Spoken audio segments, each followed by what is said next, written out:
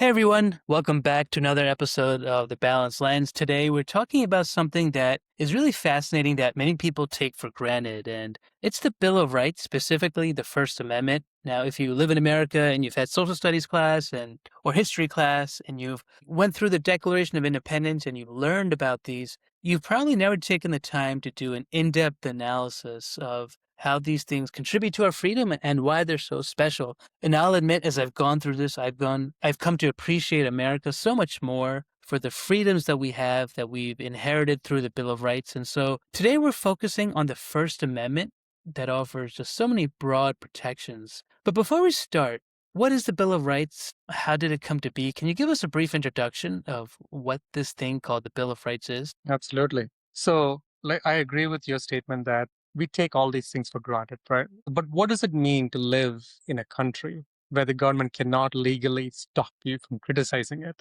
To live in a country where before a court can convict you of a crime, it must prove your guilt beyond a reasonable doubt.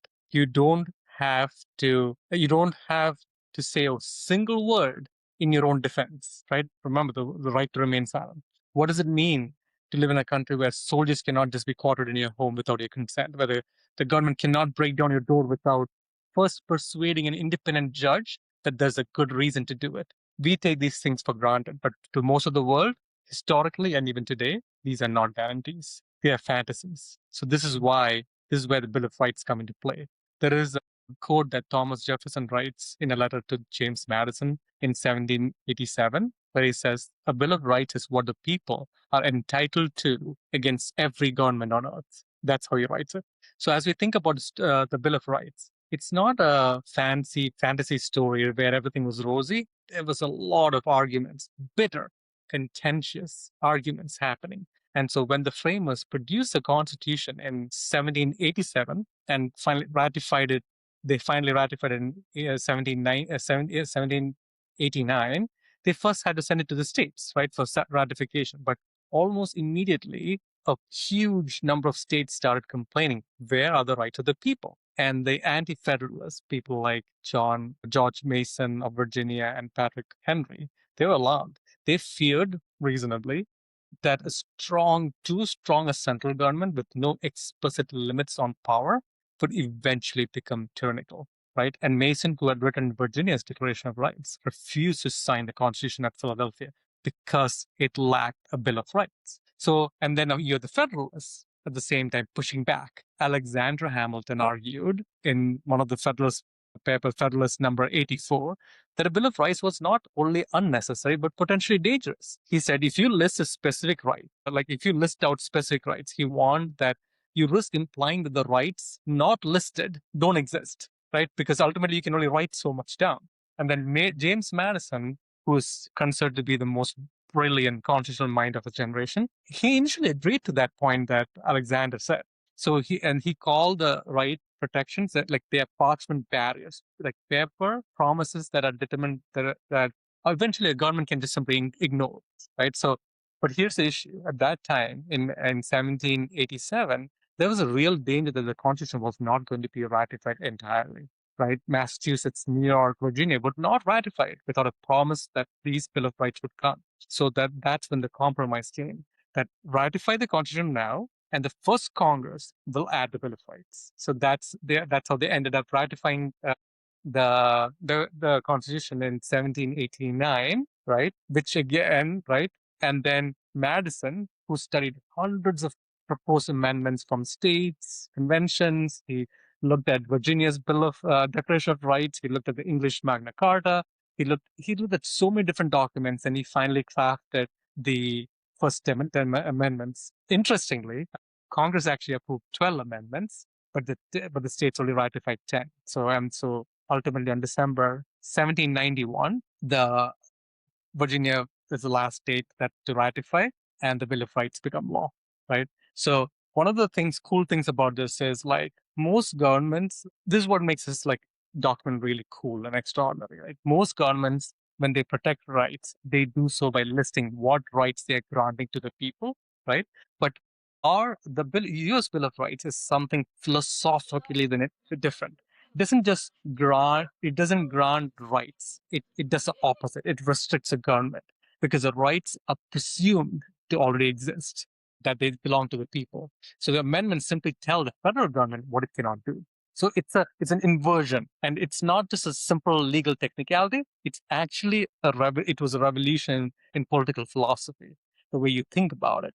Because now think back to when we talked about the Declaration of Independence. We hold these truths to be self-evident, that all men are created equal, that they are endowed by certain unalienable rights by their creator.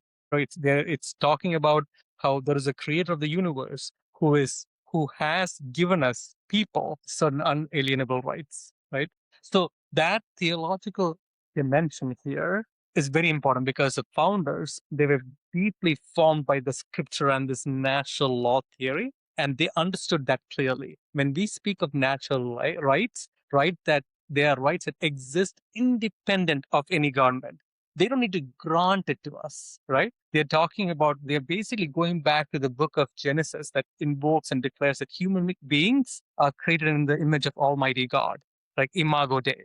So if human dignity is a divine endowment, then no government has the authority to strip it away. So that's the way you look at the Bill of Rights. So it's a legal encoding of that conviction that people had. Let's be clear. We're not talking about it being a perfect encoding or something that is consistently applied throughout history, but it was a genuine one based on that philosophy, that this is the way we are going to craft our government and the Bill of Rights, and this is what we're going to aspire to be. Yeah, it's really fascinating because we come from immigrant families, right? My parents grew up in another country. We have family all over the world. And so if you understand the culture of other countries and their constitutional frameworks, if there is a constitution, you understand the uniqueness of the American Bill of Rights and how special it is to be in America or an American citizen and have the protection of these rights.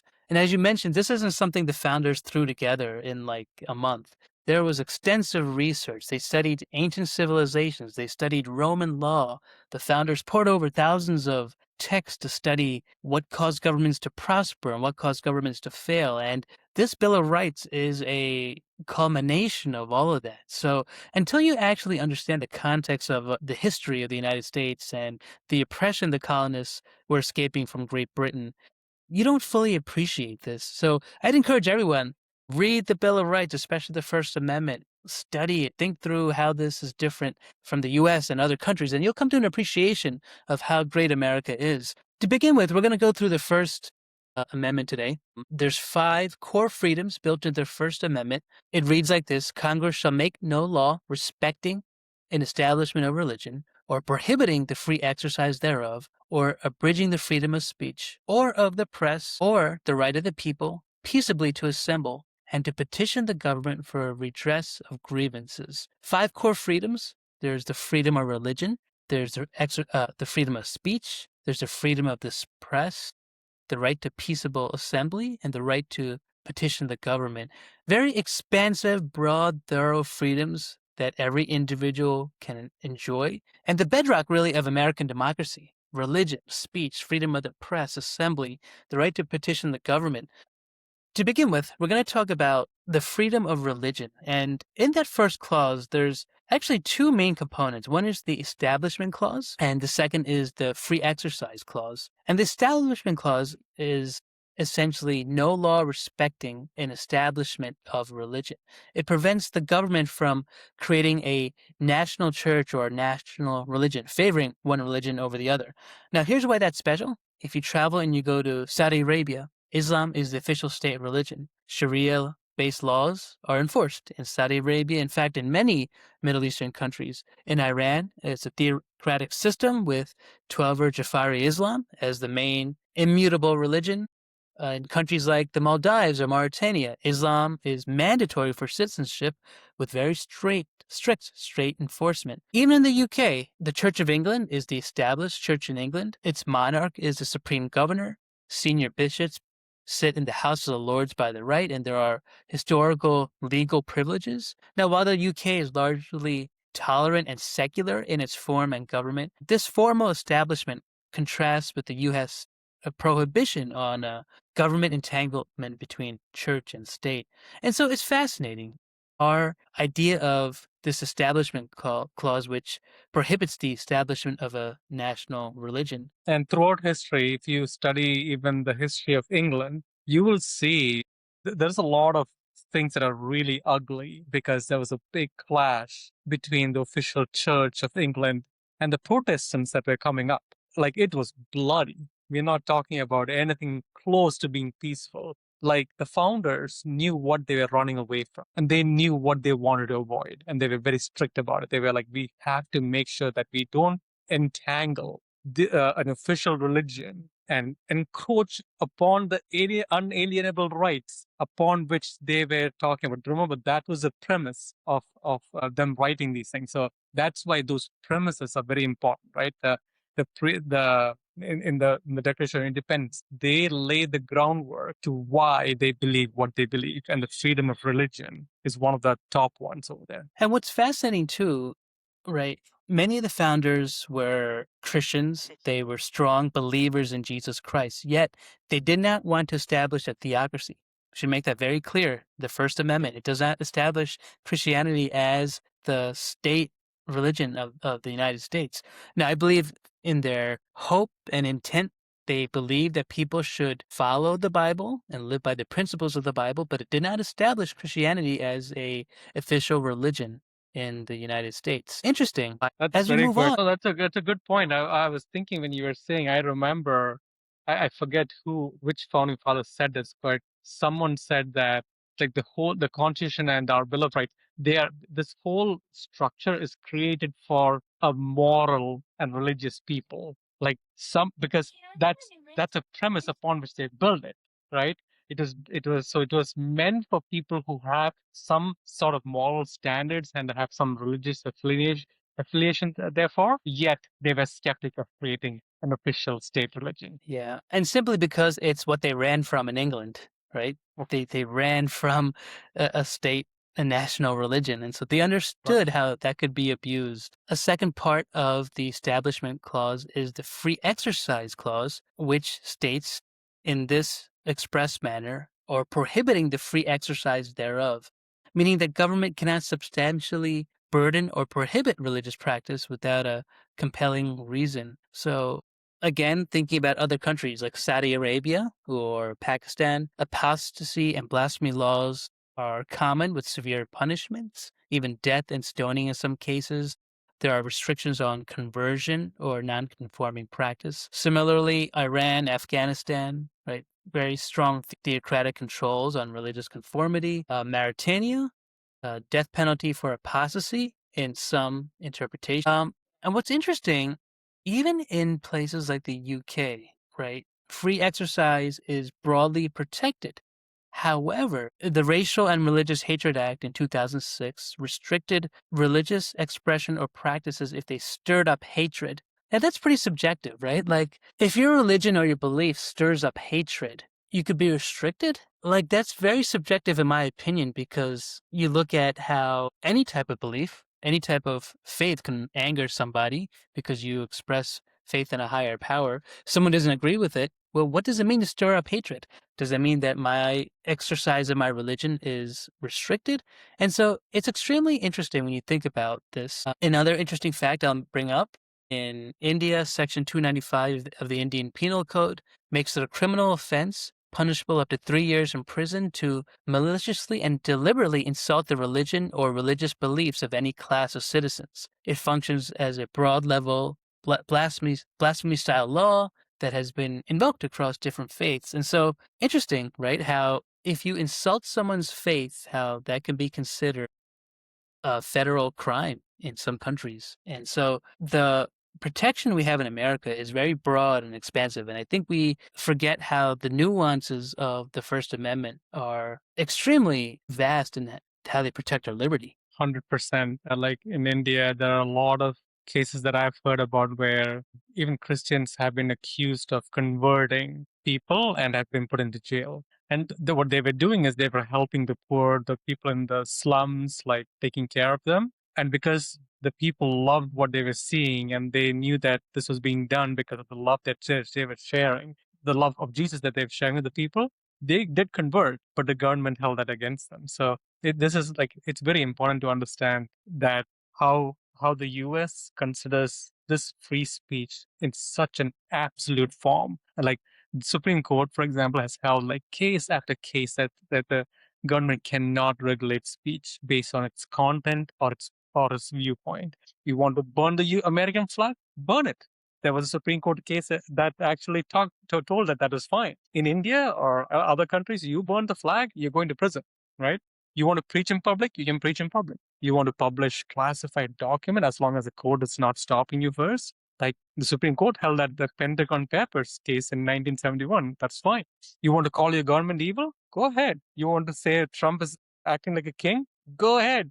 You want to say things that are very offensive to other people or other faiths? That's fine too. You want to burn the Bible? That's fine. It's crazy, but it's fine, right? You can actually burn the religious text. And other countries, right? Whether it's China or Russia, like these communist regimes, here and there, like remember, there is something called like the letter of the law, which people can write down in whatever constitutional piece of paper they want. It's only as good as what is actually exercised and implemented in practice. And that's where the rule of law and the way that the US has been able to really guard the sacred right of speech has been so critical and so underappreciated. So all that we want from our listeners and audiences, like, let's at least we have to continue to speak up against the things that we see are wrong, whether it's whatever it is, right? Could be there are people who speak up against immigration, against what maybe Trump is doing or Biden is doing. That's fine. Keep speaking. But remember that we are able to do all these things because of the sacred Bill of Rights that have been given to us, right? And this is all inbuilt into the founding of this country.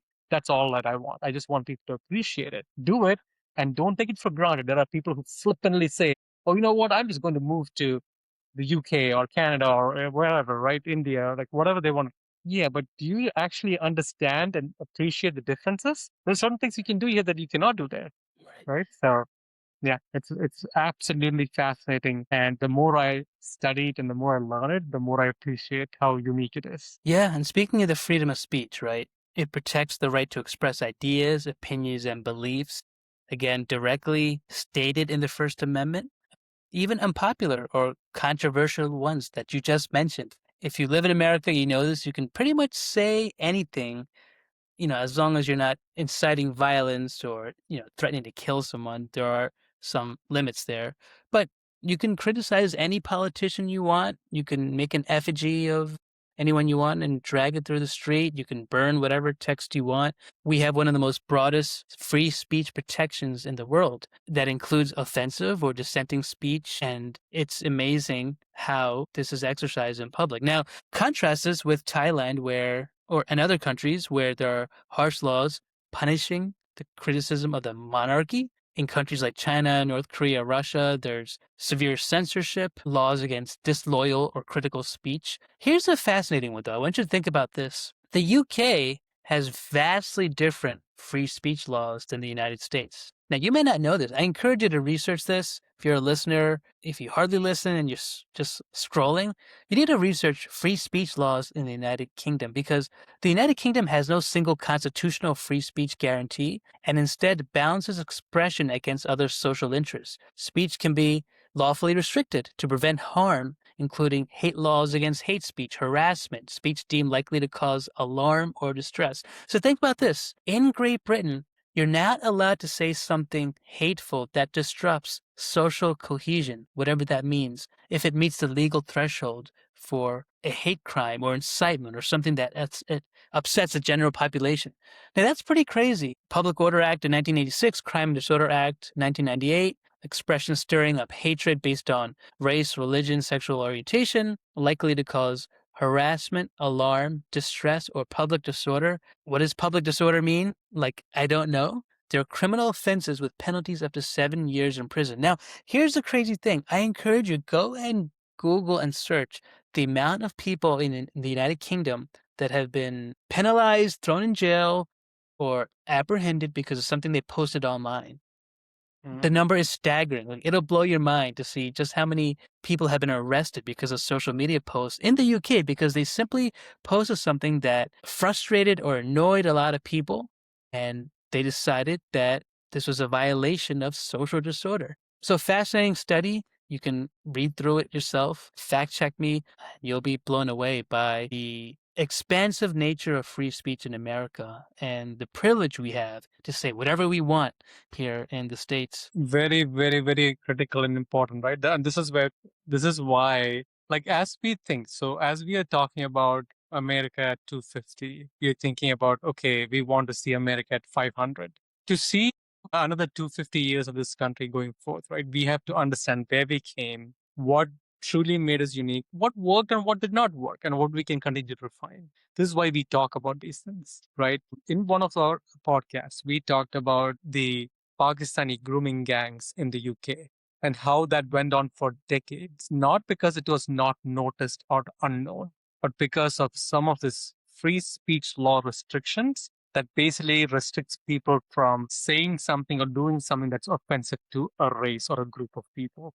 And so, because of the fear of that, the police system, the legal system in the UK failed to protect these girls. They're basically young girls between 8 and like teenage years. And that continued to go on for a long time because of fear that that this law will be used against them. This is how when we think about the practical implication of some of the restrictions we put in place, it is real. Like it's affecting real people, right? And it's going to increase chances of these things happening in society.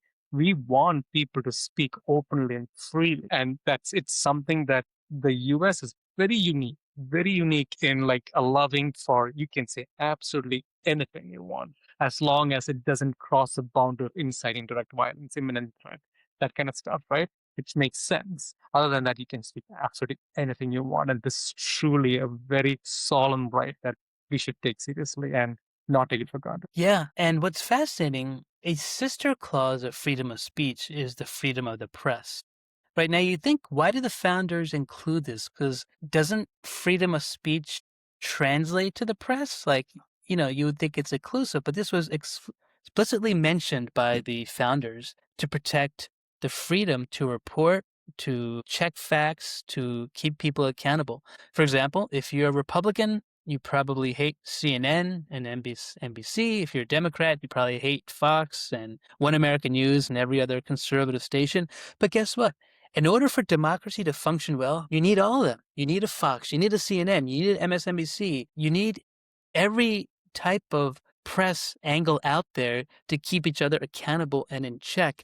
And in America, you come listen to this and you're like, this is chaos. Like one side reports this, another side reports these facts, and they're angry over here, they're angry over here. Guess what?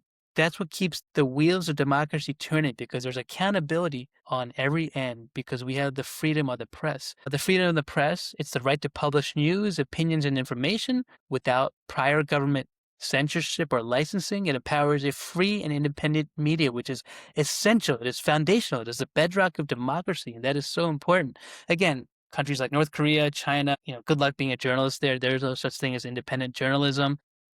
You're basically a puppet of the state, and you're limited to pretty much anything you can say. What's fascinating, though, you look at other G7 countries like the UK. The UK lacks a written constitutional guarantee and operates under parliamentary sovereignty, which allows greater restrictions. In other words, Parliament can impose laws to restrict the press, as opposed to the United States. The freedom of press is guaranteed in the First Amendment. British law includes stricter libel and defamation rules that favor plaintiffs. As a result, UK journalists and publishers often face many more legal risks, potential prior restraints through injunctions, self-censorship, more self-censorship compared to their American counterparts. And so, does the freedom of press exist in the UK? It does, but it's much more constrained, it's much more restricted, and things like this British grooming scandal go unreported. You study that and you realize, why did so many media keep quiet about the British grooming scandal? You know why? Because if they reported it, it would cause social disorder and journalists risk going to jail. Really fascinating study. It's sad. It's horrible what happened, but it's a mind blowing, intriguing study in the difference between freedom of press in America and the UK. And we should be grateful if you live in America and you're an American citizen and you enjoy this freedom to enjoy the chaos of free press. It's chaos, but it's a healthy chaos that keeps the wheels of democracy turning and moving forward. It's the freedom of the press is so critical. It's very, very important, and we have to. A lot of people who very casually use the phrase, "Oh, I wish this news organization was censored, or that person's press was censored." See, ultimately, the way I think about it is we have got the federal government, we have got the state government, right? And within that, we have got the executive branch, the legislative branch, the judiciary branch. But I think of the media as, you could think of it as a fourth pillar, right? In addition to three, or the way I think of it more, it's like it's a referee, it's a foundation, it's an umbrella over the three. It keeps everyone kind of accountable because it fosters transparency. See, a democracy is so powerful. The reason why the US is so attractive, whether it is when people think about where to invest money, why is the US dollar so strong? Like, you think of anything, right? It's a fact that we are a transparent society. You want to know all the negative points of what President Trump has done? You will hear it in the press. You want to hear anything negative of what President Obama or President Biden or President Bush has done? You will hear it. You go to other countries and, like, let's talk about this current conflict that is happening in the Middle East. There is extensive criticism of the American in the conflict in Iran that that is initiated by the US and Israel in Iran. The press is holding the government accountable to that. Okay, you go to Iran, you listen to the state media of Iran, they are talking about, like, Iran is doing great, the IRGC is beating the US. There is only one view that is stated over there. One of the things I've also noticed, like, just in my casual, when I look at, like, Indian news and other some of these countries news, it's very interesting how they become this. As soon as there's a conflict or something happens, maybe a Pakistan, there is some conflict in the border in Pakistan, or like, if President Trump says some statement against India, like something was said or done to diminish Indian standing in the world or whatever, right? I have noticed that the Indian press coalesce together and has this Oh, interesting. nationalist dimension where they're like, Yeah. everybody just suddenly gangs up and becomes one. I have not seen that in the US. In the US, it's very amazing. Everybody just, there's one side that trashes, the other side is bringing it up. So my point is, like, we truly have the freedom of press where everything is transparent, everything is out in the open, right? All the dirty laundry is out there. It feels overwhelming, it feels chaotic, but this is exactly what the founders wanted. They wanted us to figure it out and to have a transparent press that keeps everybody accountable, right? You cannot have the legislative branch kind of trying to make deals with the executive and trying to get things done. But that's fine, you can do it, but the press is going to get a sniff of it, and they're going to bring it out in the open. So this is very, very, very important that we have to be very careful to protect the freedom of this press, no matter how offensive it is, no matter how frustrating some of these guys are, no matter how irrational they sound. We have to be careful to never impede on that solemn freedom they've been given to be free and hold all the branches of government in the federal and the state government levels and the private companies, right? And some of the practices that they do, whether it's AI or whatever, they hold these institutions to account on our behalf. Their job is to inform us and to also hold them to a higher standard of transparency and and accountability. Yeah, and that's healthy. It's so good for us. As much as you may hate hearing the other side of your talking points from the other party, it's needed. It's good, right? It helps the public be informed of what's really going on. Similar to that, another broad protection we receive in the First Amendment is the right to peaceful assembly, or as explicitly stated, the right of the people peaceably to assemble. Here's why that's important. It gives ordinary citizens a powerful way to participate in democracy. It allows people to come together, to share ideas, to support a cause, and peacefully protest against the government. Without it, it would be much harder to organize movements for change. And our country was built on movements. It was built on people assembling, gathering together to amplify their voices. Throughout American history, think about the Revolution. Colonists had public assemblies to resist British rule before the Revolution. The entire civil rights movement, it was built on this premise of peaceful assembly, marches, campaigns, gatherings to fight for equality. Think about modern protests, whether you're fighting for environmental rights or workers' rights. These protests and these rights to assemble rest on this bedrock of the First Amendment, right to peaceful assembly. Modern protests like No King's Day. I'm a conservative. I personally didn't agree with the premise of No King's Day, but I was happy it happened. I want to see democracy exercised. I want to see people assembling peacefully. I want to see each side held accountable. And so it's a healthy thing to see voices amplified where you can not only speak your mind, but also join with others to make your voice louder. Every free society needs the ability for people to collectively hold the government accountable, to rally one another together and fight for causes that push us forward. And so that's vital to democracy. I couldn't say it any better than I was thinking about even the immigration, the all the immigration marches that have happened, right? Again, so people are coming together, protesting. Good, do it, right? And because of that, guess what happened? Like even people, conservatives and whoever believe and agree with it, that's fine.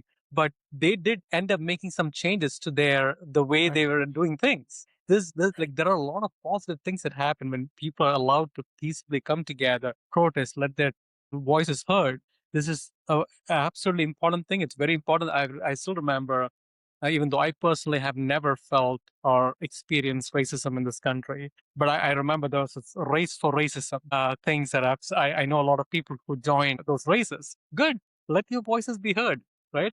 Get together, protest, make your voices heard. This is how democracy continues to stay vibrant and make sure that people understand what's going on, that the grievances of people are heard. And when you make your voices heard, the people in the legislature, the people in the executive branches, they do take notice because guess what? They have to come back and ask for votes. They have to come back and get reelected, right? Especially if you think, remember we talked about the House of Representatives. Every 2 years, they have to come back and make sure that they are aligned with the views of the people, right? So this is very important, and I think it's another solemn right that is given.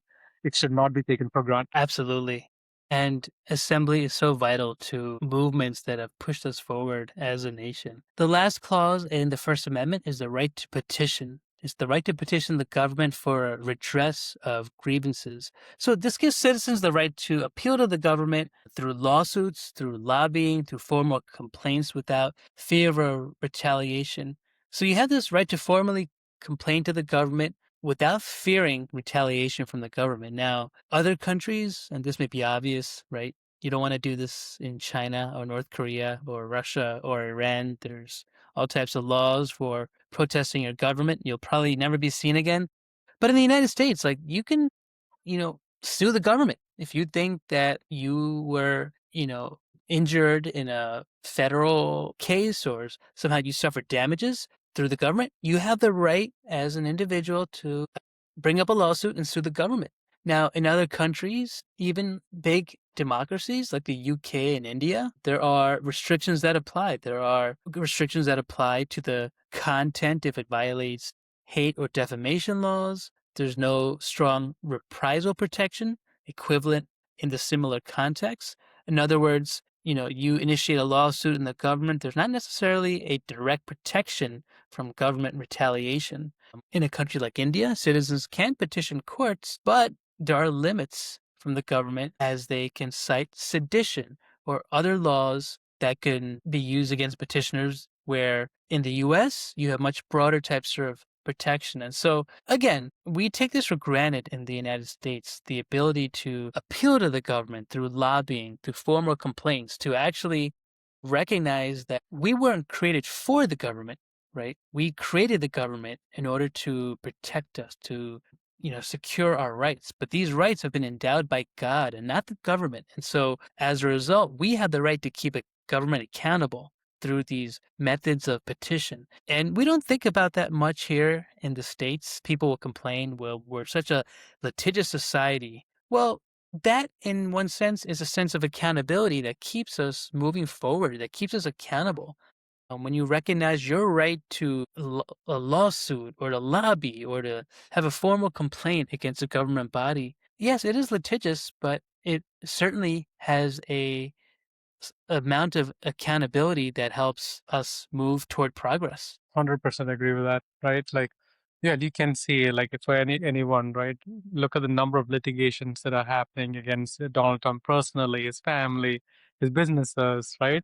And just in general, just legislators and the things that some of these people have done wrong. There have been several cases over the last, several instances over the last few months where you saw some of the legislators being impacted and they're leaving Congress as soon as, and I'm going back to the media now, but as soon as some of the things that they did came into light, they had to resign, right? So, like, our ability to petition the government, to lobby legislators, file lawsuits, right?